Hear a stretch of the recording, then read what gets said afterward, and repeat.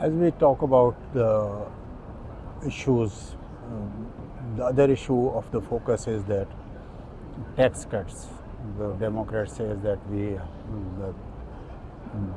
Donald Trump is for the rich people and we are for the middle classes. Do you really see a big gap as an analyst, as a journalist? Do you see really a great difference between policy on the taxes? Yes and no. I think there is a material difference, but I'm not sure if voters have really recognized that yet. They just hear, each party is really telling their own voters the opposing candidate is going to be worse for your bottom line. That's what both parties are telling their voters, and so I think it's kind of boggling things. It's all getting kind of a little bit mixed up at the moment. I don't know if that's a top issue, but one thing that many voters from both parties have said that they care a lot about is the economy, and tax cuts are part of that. As an economy as a whole, because of the price rise and inflation, the people are angry with the Democrats. Do you think that will hurt Kamala Harris? It could. I mean, if Republicans are disciplined in their message and are able to make their voters and a handful of independent and swing voters believe that Democrats are responsible for inflation and that Democrats will continue these high prices and pain at the grocery store and pain at the gas pump, and that resonates with people, yes. But so far, we have not seen that level of discipline from Republicans on this issue.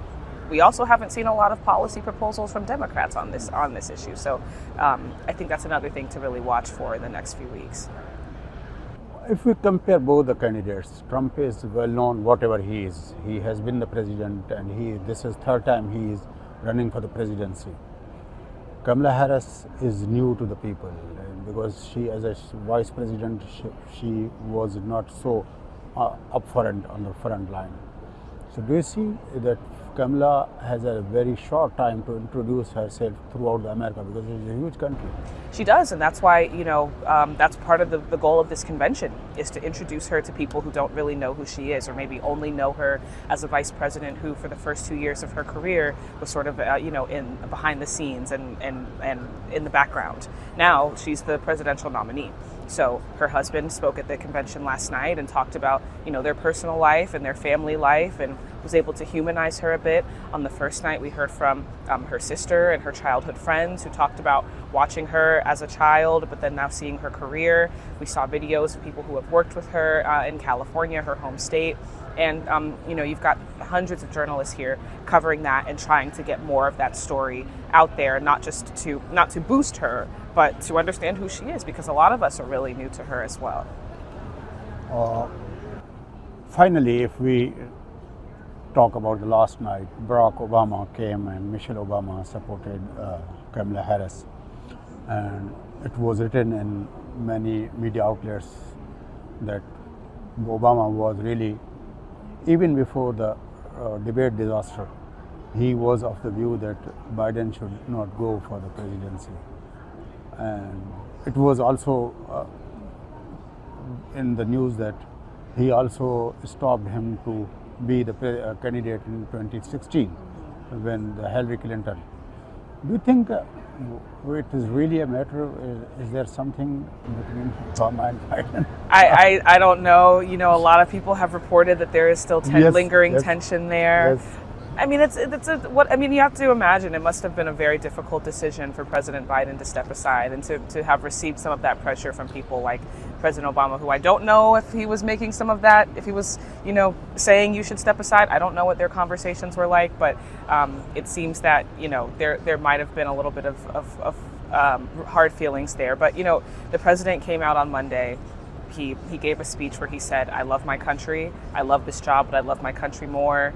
He's proud of the work that he did in the White House, he said, and is focused on that and his family. And I think that's how we will remember him, is by his policy work. We see in the final moments. We are in the final moments because we have a very short time of 2 months or a little bit more than that.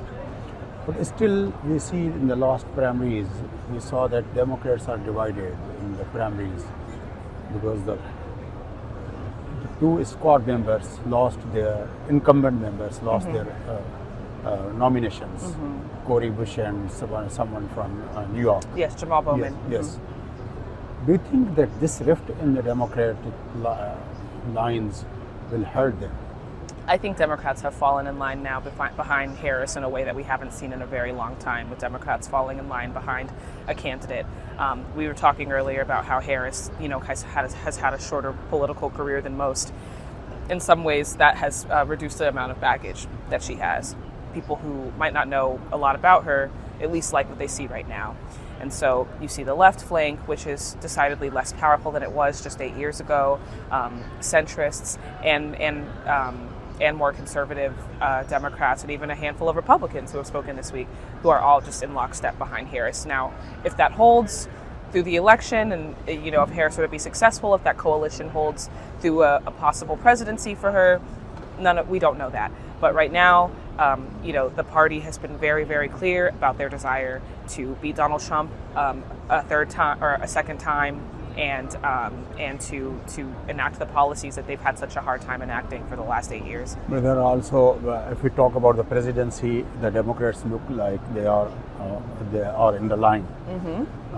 But if we talk about the Senate and the House seats, because there is a huge competition and so many seats. Yes. So there we see there's so many.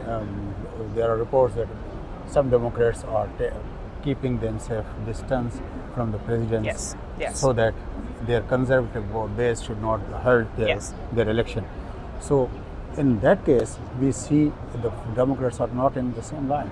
Well, down the ballot, yes, but they've walked a really thin line. And look, whenever Harris visits these battleground states, the same candidates who were once very reluctant to appear with Biden are now lining up to be with her because she's just a more popular candidate. So, they understand in swing states spending the entire week at a convention that's, really a pep rally for their party is not going to help on the campaign trail.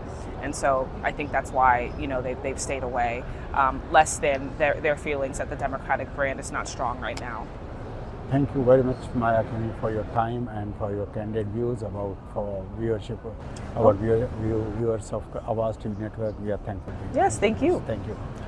नाज़रीन, माया king साहब असां तव्हां गुफ्तगू ॿुधी यकीनी तौर ते इहा गुफ्तगू अंग्रेज़ी में थी आहे, पर उनजो लुबे लुबाब इहो आहे त अमेरिका जूं जेके चूंडूं थियनि पियूं उनमें सदर्न रीजन जेको आहे जंहिंमें तक़रीबन 16 रियासतूं आहिनि, जंहिंमें वॉशिंगटन DC बि उनमें काउंट थिए थो, पर उनखां अलावा जॉर्जिया ऐं उनखां अलावा north Carolina, south Carolina, Florida, Texas ऐं ॿियूं जेका अलाबामा, आर्कनसास, इहे रियासतूं जेके आहिनि उन्हनि जो हिसो आहिनि। बहरहाल हिन वक़्तु जेको आहे तमामु सख़्तु मुक़ाबिलो आहे ऐं डेमोक्रेटिक पार्टी जी जेका कन्वेंशन में जेको जोश ऐं वलवलो आहे उहो बि ॾिसण वटि आहे। अॼोके प्रोग्राम में तव्हांखां इजाज़त वठूं था। सदाईं गॾु।